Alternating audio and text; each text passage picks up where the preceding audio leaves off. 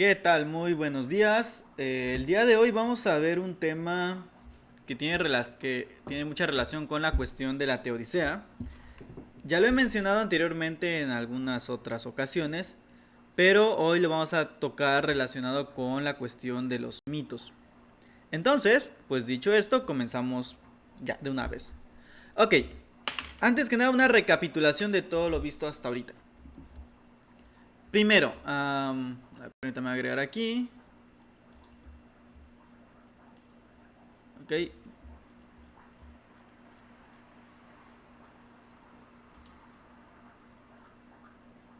hay que recordar rápidamente algunas cuestiones fundamentales. ¿Sí? Primero, digo, ya lo he mencionado anteriormente en otras ocasiones, pero me parece importante recordarlo. Ok, vamos a ver. Creo que va a ser mejor este.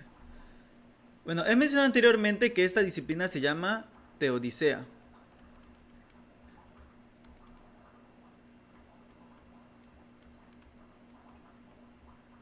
Muy bien. Y esta Teodicea, como he mencionado anteriormente, se dedica sobre todo a la cuestión de la justificación de Dios.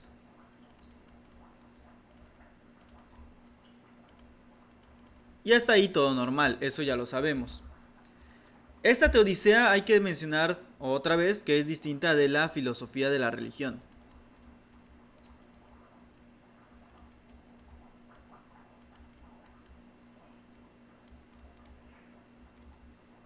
Muy bien, perfecto. Ahora bien, aquí es importante considerar esto porque uno de los temas centrales, justamente por el que surge la reflexión acerca de Dios, es la famosa existencia del mal.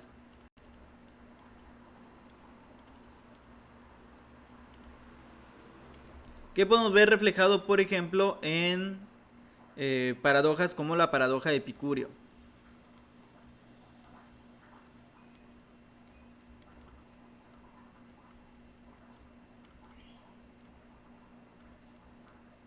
Epicurio, ok. Entonces, ¿qué es lo que tenemos acá? Pues que básicamente lo que ya hemos mencionado en algunas ocasiones previas. eh, Cuando nosotros estamos ante un hecho como puede ser el mal, surge normalmente la necesidad de buscarle un sentido. Ojo, aquí únicamente nos dice por qué el ser humano, entre otras cosas, es un ser religioso. Es decir, todavía estamos en la cuestión de la filosofía de la religión. Porque aunque no son exactamente iguales la teodicea que la filosofía y la religión, sí están hasta cierto punto entrelazadas. Pero hay que recordar que yo puedo tener una religión sin siquiera que exista Dios. Es decir, una cosa es el fenómeno o el hecho religioso y otra muy distinta que ese hecho religioso pues haga o tenga relación alguna con algún ser real, ¿no? Y por otro lado, la teodicea pues podría hacer que Dios exista y ni siquiera necesites una religión, ¿no? Obviamente la teodicea va a utilizar métodos racionales. Entonces, ambas son filosóficas, pero vamos a decir que se centran en diferentes problemas, ¿no? Entonces, aquí esto es racional. Es decir, la teodicea pretende, o teología natural, que es otro nombre, pretende que se pueda justificar la existencia de Dios por la vía racional. Por lo tanto, no necesariamente se van a acudir por argumentos religiosos. Aunque muchas veces los que estudian o se dedican a la teodicea, pues sí son religiosos. Pero también hay que considerar que dentro de la teodicea podemos encontrar justamente las opiniones contrarias, es decir, aquellos que no creen que exista. ¿Ok? Bueno, esa parte ya la he mencionado antes, simplemente la vuelvo a mencionar como anotación. Me parece importante tenerlo presente. Pero ok, ya tenemos esta parte de acá que lo he dicho muchas veces. Centrémonos entonces en la existencia del mal. Este me parece pues que es un hecho, es decir, no podemos negar que el mal existe.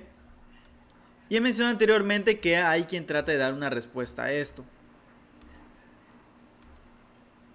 De hecho, me parece que mencioné anteriormente a un filósofo bastante importante que se va a llamar San Agustín. ¿Y qué es lo que nos va a decir San Agustín? Pues que básicamente el bien es el que tiene existencia.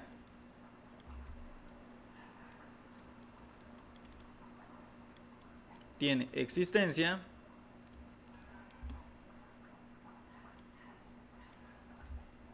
Mientras que el mal es una ausencia de un bien debido.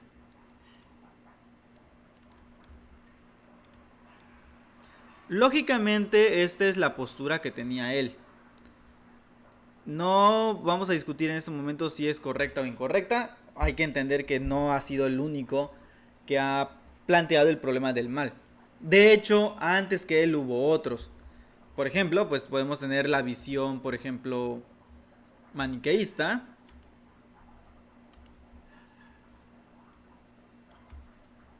¿Qué es lo que van a hacer con los maniqueístas? Pues básicamente que existe un principio bueno, un principio malo, ¿no? Maniqueísmo. Y que San Agustín pues conoció bastante bien porque perteneció a ellos. Básicamente estos dicen que hay dos principios que son mutuamente pues eternos hasta cierto punto. Es decir, está el principio del bien y está el principio del mal. Este suele ser reflejado como lo espiritual, mientras que el mal suele ser visto como material. Cosa que lógicamente no es correcta para los cristianos, porque los cristianos argumentan pues que todo lo que ha existido pues es bueno, con base en la Biblia. Pero aquí vamos a dejar con esta parte, ¿no? El punto es que tenemos el problema de la existencia del mal. Tenemos esta paradoja epicúrea que justamente una de las tantas cosas que trata de mostrar es cómo este mal pues sí es un pero a la supuesta existencia de los dioses. Hay que entender también que Epicurio pues no vivió en la época de los cristianos, por lo tanto pues no le tocó ver las respuestas que ellos daban ante estas preguntas, ¿ok? Pero el punto es que tenemos acá esta parte. El mal existe y eso es un hecho. Pero, ¿qué es el mal? Bueno, en el caso de San Agustín va a decir que es la ausencia del bien debido. Los maniqueos pues básicamente van a decir que es que existe el bien y existe el mal como tal. Ojo, no hay que confundir con, por ejemplo, el taoísmo.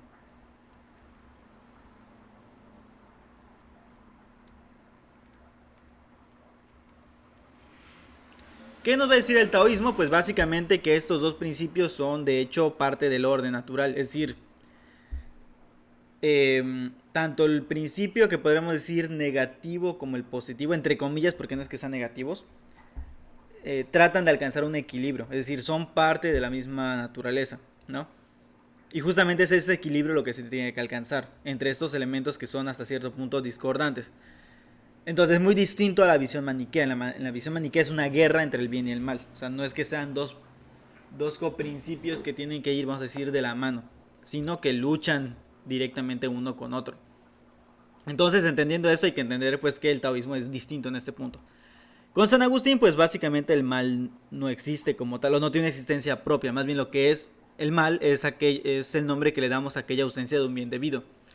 Y como se refiere a un bien debido, pues va a haber distintos tipos de males, así como hay distintos tipos de bienes. Entonces aquí hay distintos tipos.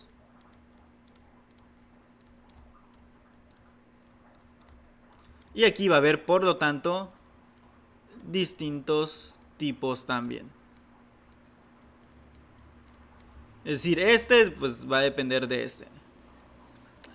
Así como haya tantos bienes o tantos tipos de bienes, pues va a haber tantos tipos de males. Así simple y sencillo.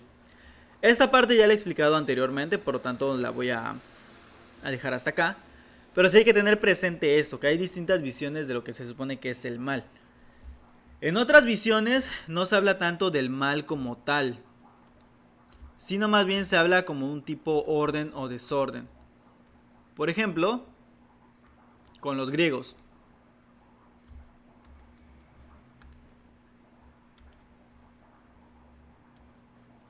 O con los mitos griegos. Pero lo que voy a decir de los mitos griegos a veces aplica también para otros mitos politeístas. ¿Qué es lo que pasa acá? Pues aquí se habla más bien del cosmos. Pero hay que entender que este cosmos es igual al orden. ¿Qué es lo que nos dice básicamente los mitos griegos? Que hay dos polos sobre los que gira todo esto. El caos, perdón, el cosmos, su orden, y el caos. Entonces básicamente tenemos estos dos principios que de alguna manera van a irse turnando o que van a ir luchando entre sí como una cuestión cíclica. ¿Ok? Hay que recordar también aquí que está la idea del eterno retorno en muchas ocasiones.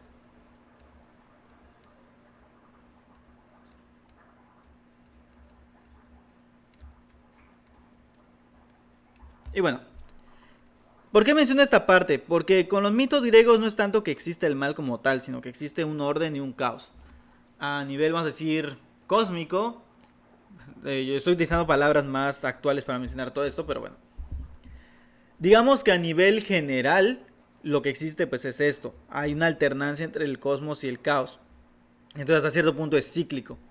Esto lo podemos ver por ejemplo en cómo surgen los dioses. Primero existe un caos primordial, a partir del cual surge un primer dios, que si no me equivoco es Gea, de hecho.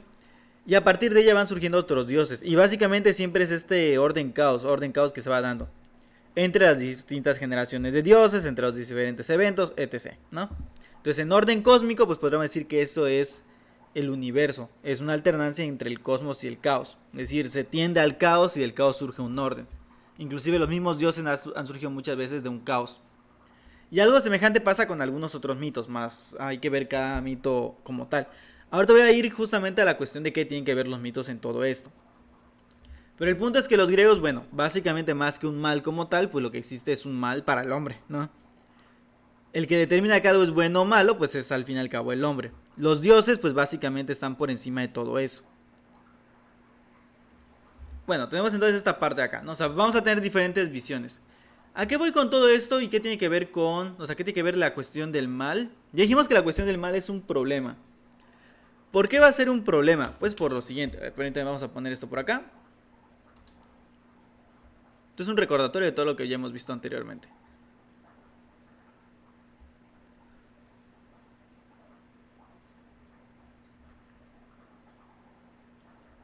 Okay, entonces, este es el resumen. Vámonos entonces ahora a lo que toca. Tenemos una realidad. A ver cómo lo puedo escribir. Vámonos a...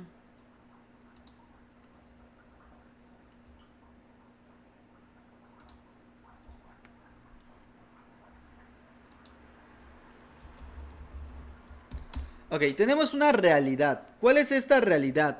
Que el ser humano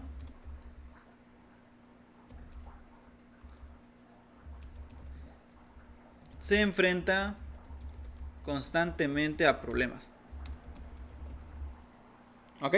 Entonces, esa es una realidad. Ya mencioné toda esa parte de que, bueno, la teodicea, la filosofía de la religión, la existencia del mal, que se trata de buscar una respuesta al mal. Entre esas pues surge la justificación o el hecho de que pueda haber un Dios que justifique o le dé sentido a todo este mal, entre otros problemas que hay.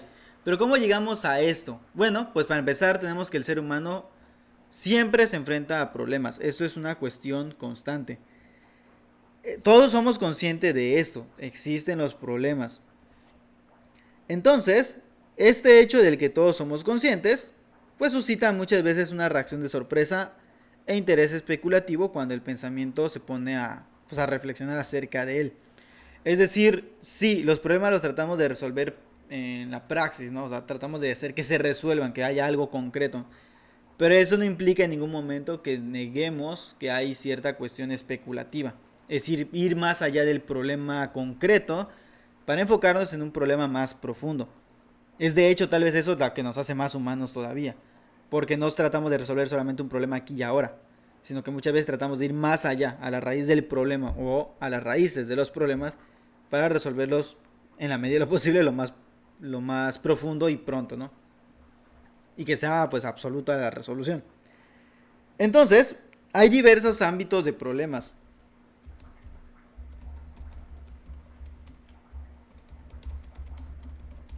Esto también me parece que es algo que nosotros podemos comprobar por la propia experiencia.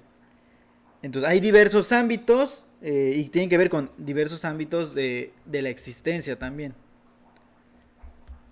En diversos ámbitos de la existencia.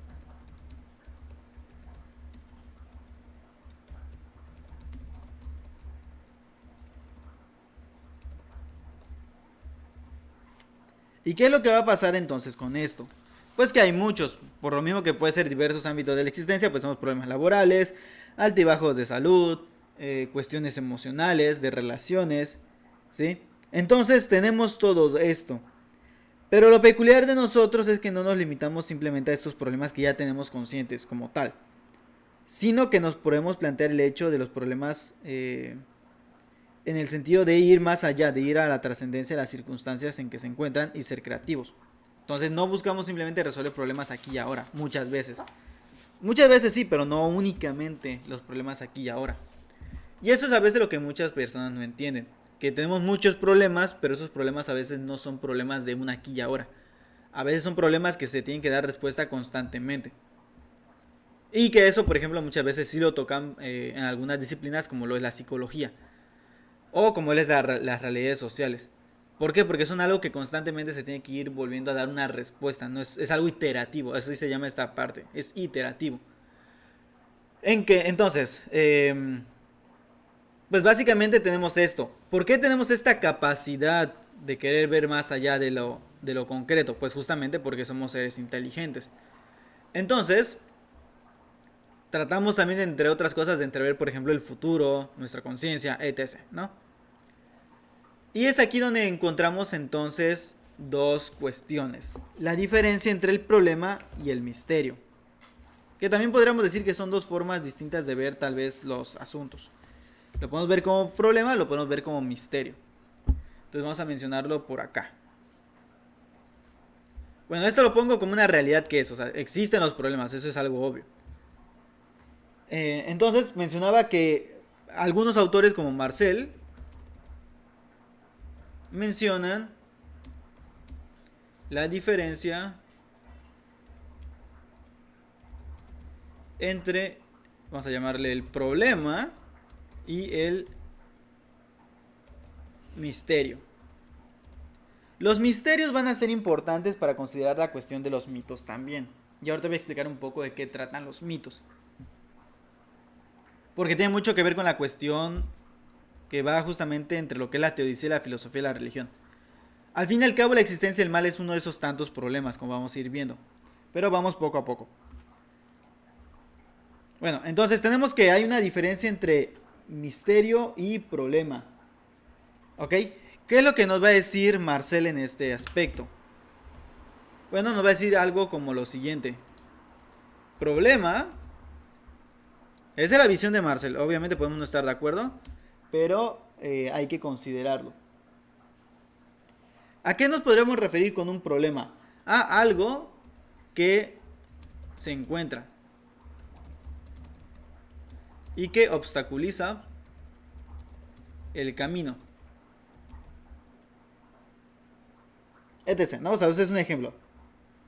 Para que se entienda un poco más la idea. Mientras que el misterio podríamos definirlo, bueno, no sé, lo podríamos definir como algo en lo que me encuentro comprometido.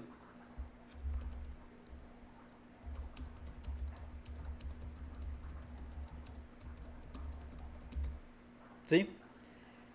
Algo con lo que me encuentro comprometido, cuya esencia consiste por consiguiente en no estar enteramente ante mí. O vamos a ponerlo de otra forma.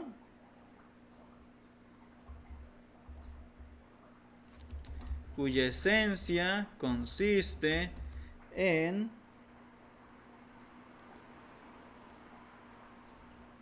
no estar enteramente ante mí. Ok, pero aquí hay que considerar otro aspecto más. ¿A qué le vamos a llamar misterio? Sí, ok, esta es la forma como lo expresa Marcel.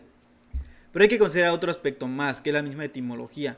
La etimología de misterio básicamente viene de mysterion, que significaría algo así, más o menos, como es el sonido o es la onomatopeya, o es como lo veían los griegos, de cuando tú sabes algo pero no puedes expresarlo. Es decir, creo que va a ser más fácil un ejemplo. En los momentos más tristes de la vida, en los más alegres, no hay forma a veces de expresarlo. O sea, lo más que puedes hacer es quedarte básicamente como con la palabra en la boca, ¿no? No sé cómo explicarlo. Pero es que tú tratas de expresarlo y no tienes palabras suficientes para poder encerrar aquello que tú sientes. Eso es básicamente el misterio. Es decir, tener los ojos y la boca cerrados ante lo que no se puede expresar. Eso que no podemos expresar se llama lo inefable. Entonces, básicamente aquí tenemos este aspecto. El misterio es algo que va más allá. No que no se pueda conocer.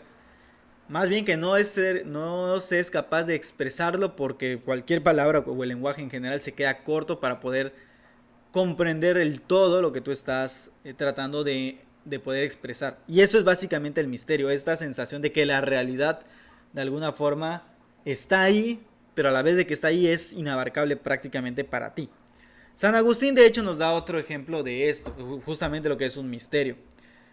Cuenta que él tuvo, no recuerdo muy bien, eso sí tendrán que corregirme porque no me acuerdo muy bien, pero básicamente es la idea de que él vio en un sueño, en una visión, como un niño estaba tratando, o sea, había hecho un huequito en la playa y estaba tratando de meter agua del océano al huequito, ¿no? Él le pregunta que por qué hace eso y básicamente le dice que pues porque trata de meter el océano en ese hueco, ¿no?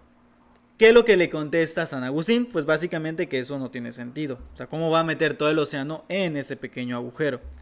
Y la contestación del niño fue, pues básicamente, o sea, fue básicamente que eso es lo mismo que él trataba de hacer cuando trataba de entender a Dios. O sea, que querer meter la esencia de Dios eterno, inmutable, bueno, como lo ven los cristianos, ¿no?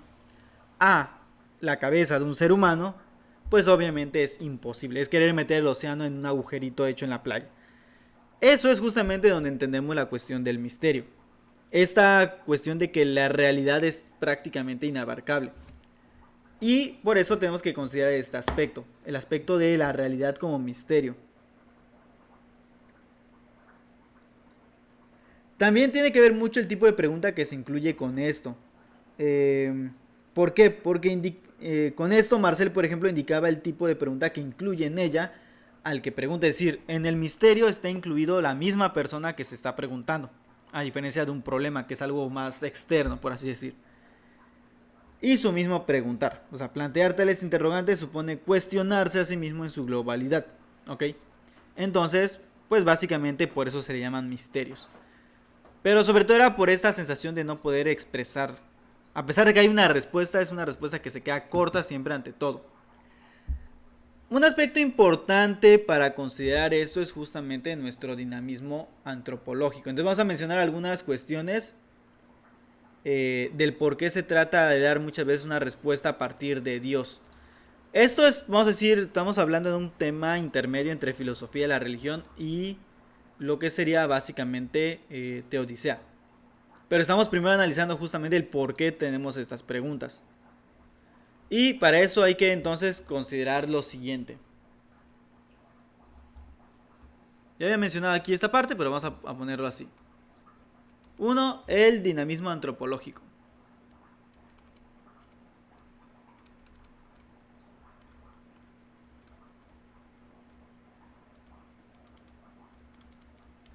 Ok, ¿a qué me refiero con esto? Pues que justamente el hombre pues es un ser dinámico. O el humano, le mencioné que es ser dinámico. ¿Qué implica esto? Pues implica que va cambiando, se va modificando a lo largo del tiempo.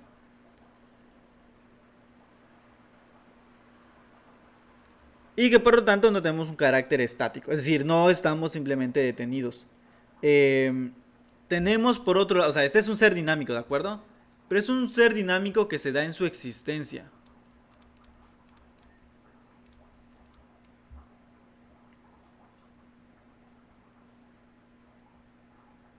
¿Y esto qué implica que se dé en su propia existencia o que la ha recibido en manos de su existencia? Pues básicamente que lo tiene que llevar en primera persona o tiene que vivir en primera persona. ¿Ok? Es decir, no basta con que otro no puede vivir por mí, mi propia vida, ¿me explico? Es a lo que se refiere. En primera persona.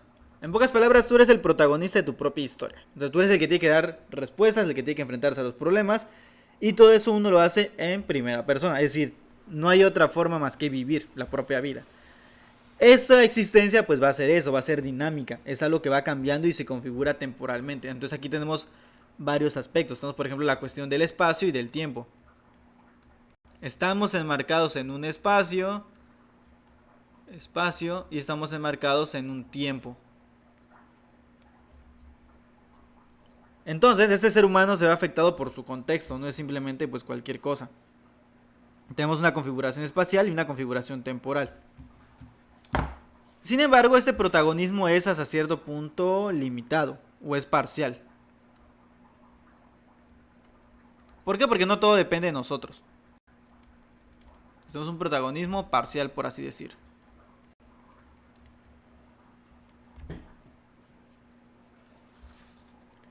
¿Por qué parcial? Porque nos vemos influenciados por la cultura, por la sociedad, por el periodo histórico en el que estamos, los conocimientos disponibles hasta ese momento, etc. ¿Ok? Pero también por otra cosa. Bueno, eso es por un lado. Al tener cuerpo, entonces, por eso es que es parcial. Es parcial porque se ve limitado o se ve condicionado. Lo voy a escribir. Condicionado por ejemplo, la cultura, el periodo histórico,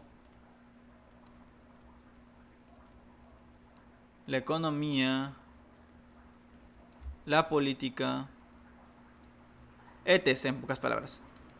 ¿Ok? Por un lado. Pero por el otro también está condicionado por cuestiones, vamos a decir, más individuales.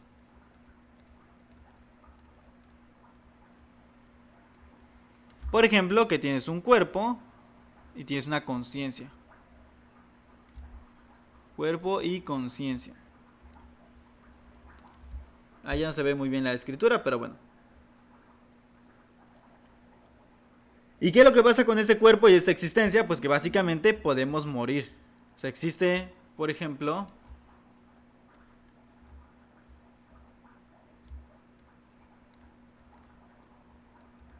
existe, entre otras cosas, la enfermedad, existe la muerte, bueno, existe el sufrimiento y existe la muerte.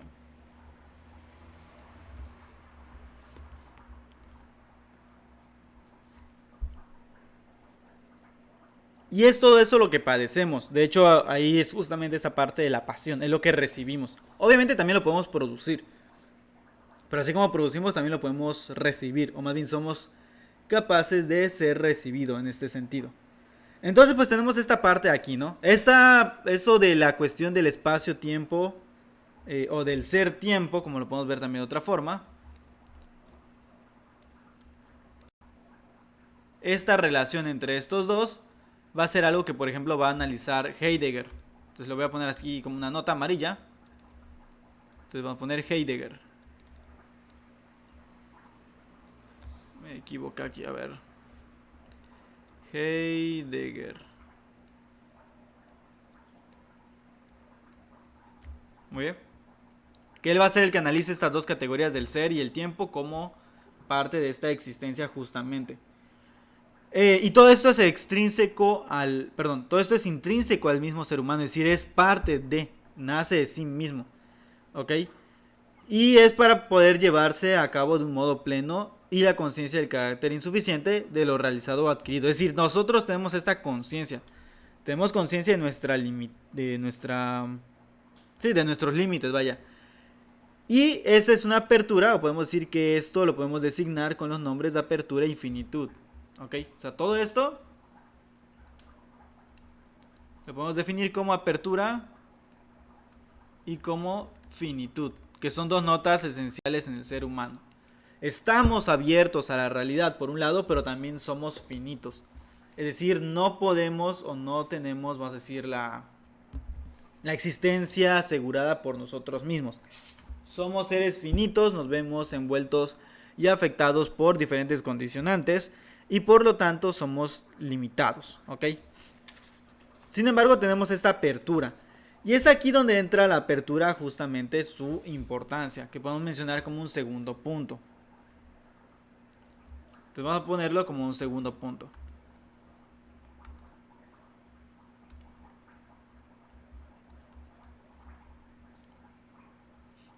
Aperturas de la existencia humana.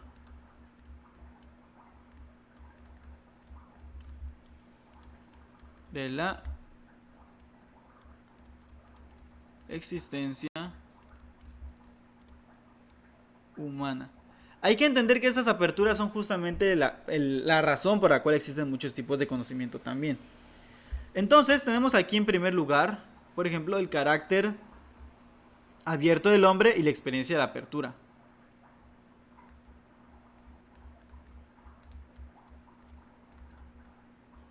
Entonces tenemos un carácter abierto y experiencia de la apertura. Muy bien. ¿Por qué decimos que hay una apertura? Pues porque este dinamismo no es meramente instintivo, no estamos encerrados únicamente en nuestro dinamismo, sino que estamos abiertos a una libertad. Entonces esta apertura implica libertad. Lógicamente esta libertad, como he mencionado anteriormente, no es una libertad ilimitada, es una libertad finita. Entonces voy a poner entre paréntesis finita. O simplemente limitada, vaya. Es decir, tenemos la aptitud para decidir sobre nosotros o sobre uno mismo y la experiencia nos enseña a tomar decisiones que manifiestan que la existencia se enfoca en ocasiones en oposición a lo natural o a las pautas culturales. Es decir, a pesar de que estamos condicionados por todo esto, inclusive nuestros genes y la naturaleza misma, por ejemplo aquí lo del cuerpo, pues tenemos los genes, estos pues ya están determinados. A pesar de eso, tenemos una apertura más o menos a modificar eso. Es decir, no estamos encerrados únicamente en esta cuestión o en nuestros genes. No nos explicamos ni somos únicamente nuestra cultura y nuestros genes, sino que somos más, vaya. Y es justamente ahí donde estaría la cuestión de la libertad. Entonces tenemos esta experiencia de tomar decisiones que manifiestan la existencia, se enfoca pues justamente como oposición a lo natural o inclusive a las pautas culturales. La crítica, la resistencia, el intento de innovación respecto a nuestros propios impulsos, etc., ¿no? Y que se realizan en el uso responsable de la inteligencia. Es decir, esto da por hecho que existe una inteligencia. También se refiere a la alteridad.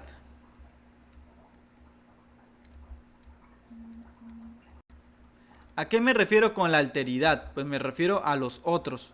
Estamos abiertos a otros. Esto también hay que entenderlo.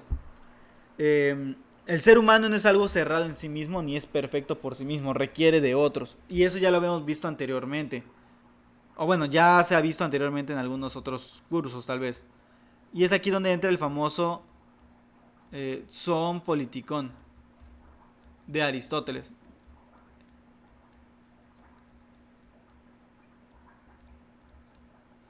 ¿Sí? Es decir, somos estos animales políticos, requerimos de otros para podernos armar.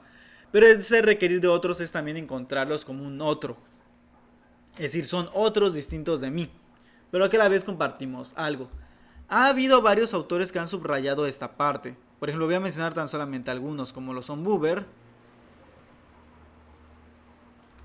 Creo que no se alcanza a ver bien, ¿verdad? Que tenemos, por ejemplo, a Buber. Y tenemos también, por ejemplo, a Levinas. Que hablan justamente de este otro, del rostro. Entre otros, también está Gardini, por ejemplo. ¿Por qué? Porque el otro nos interpela. O sea, este otro,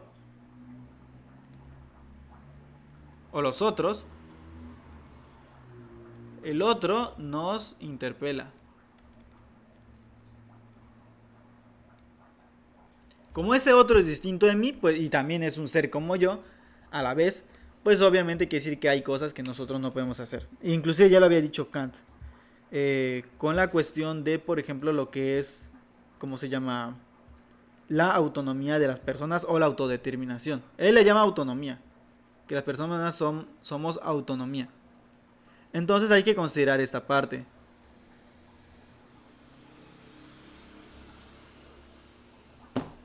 Ok, y vamos a pasar por último.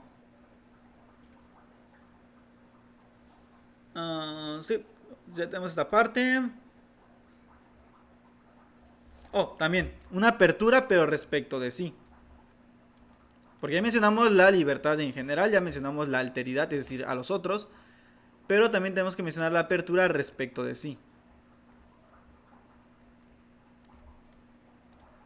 Es decir, el ser humano está abierto hacia sí mismo también. ¿Ok? Y justamente aquí es donde encontramos dos dimensiones. Bueno, para empezar aquí encontramos la conciencia en nosotros mismos. ¿Ok? Conciencia. Y en esta conciencia podemos decir que la apertura es propia de un ser con interioridad. Es decir, tenemos... ¿Qué significa esta conciencia? Pues tenemos interioridad. No solo somos exterioridad, interioridad.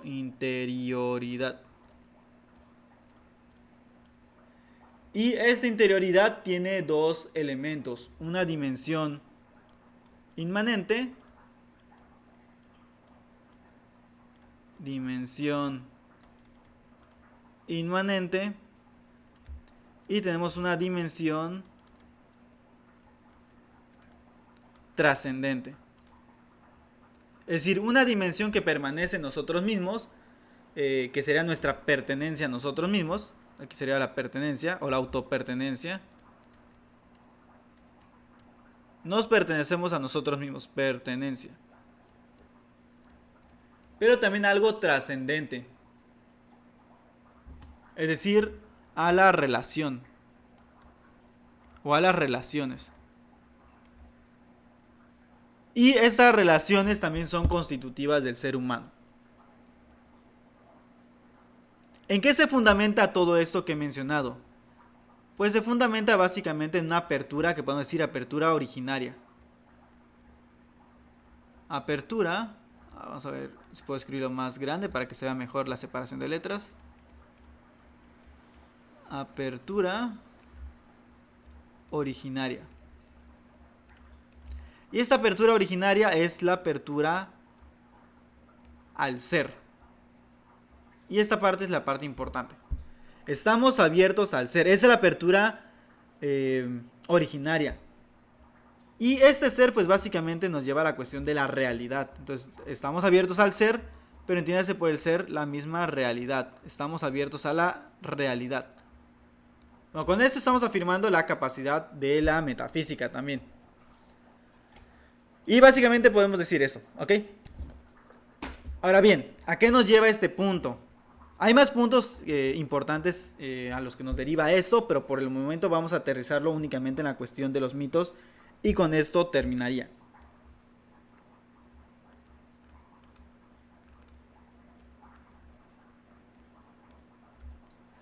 Ok, ¿qué tienen que ver los mitos con todo esto? Bueno, pues básicamente de esta apertura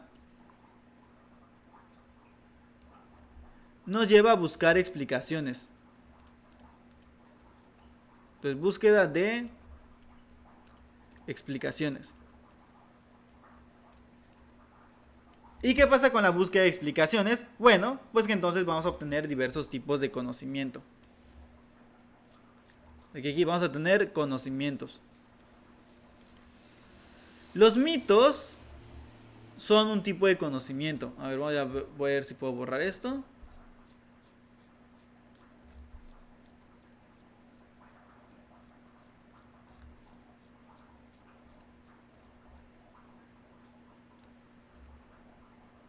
Aquí tenemos entonces los conocimientos.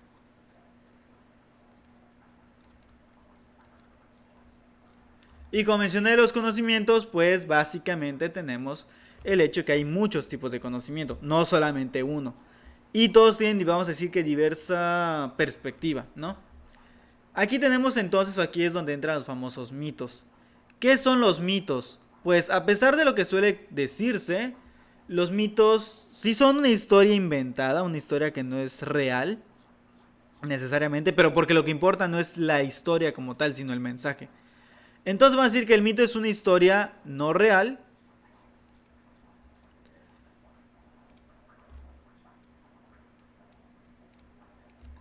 que intenta explicar una realidad.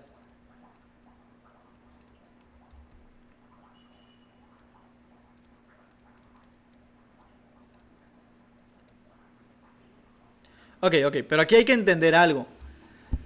Como mencioné, lo que importa no es la historia. De hecho, hay muchas formas de verlo. Por ejemplo, Aristóteles en ocasiones lo menciona como algo deplorable, el creer en los mitos, como algo tonto. No tonto, pero sí como algo deplorable, como que los mitos no son suficientes o son muy pobres, ¿no?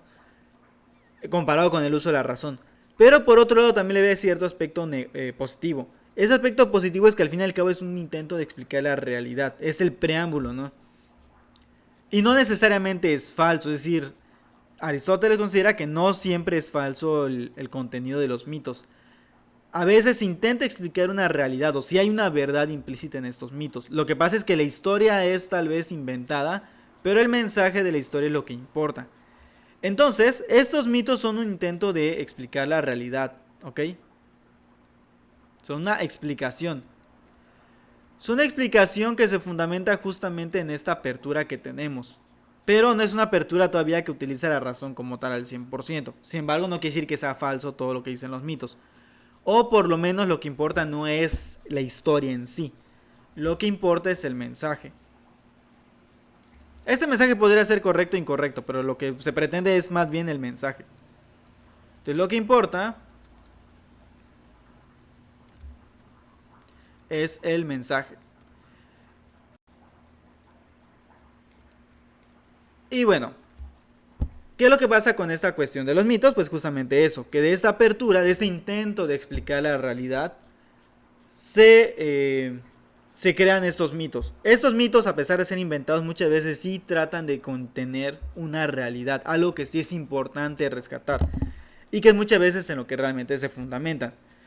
Estos mitos, como explicación de esto que es misterioso justamente, recuerden que tenemos aquí el encuentro con lo misterioso. ¿Sí?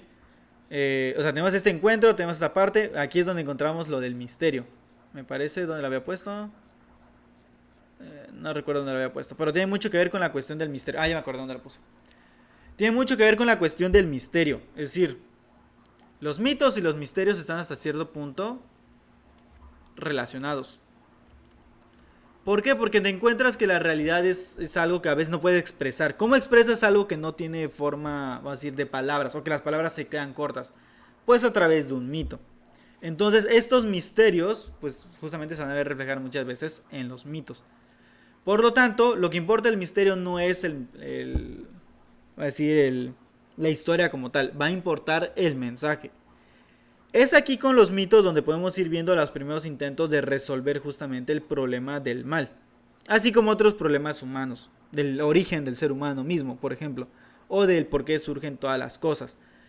Esos son los primeros mitos, entonces tienen una función, el que sean mitos o el que la historia no sea necesariamente verdadera, no le quita el mérito o el hecho de tratar de explicar el mundo. Es cierto, hay otras formas de explicarlo, ahí tenemos la filosofía.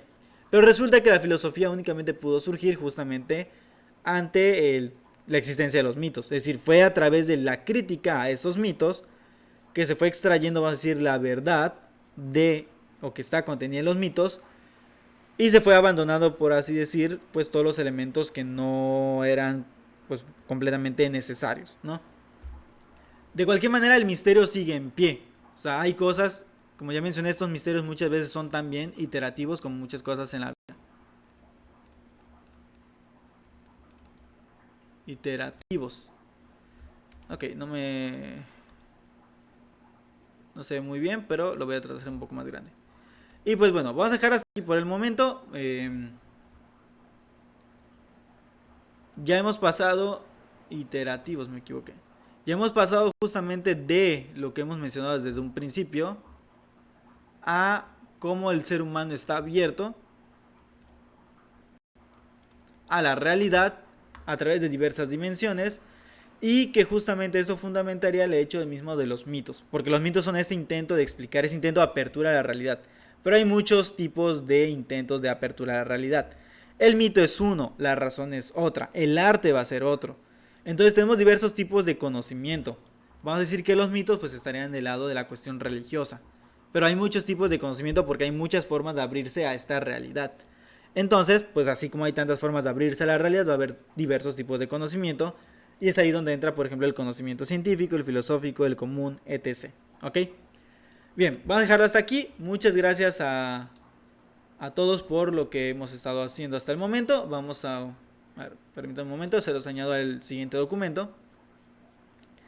Y les voy a intentar compartir justamente estos documentos en la descripción. Y pues sería todo de mi parte por el día de hoy. Entonces nos estamos viendo en estos días. Hasta luego.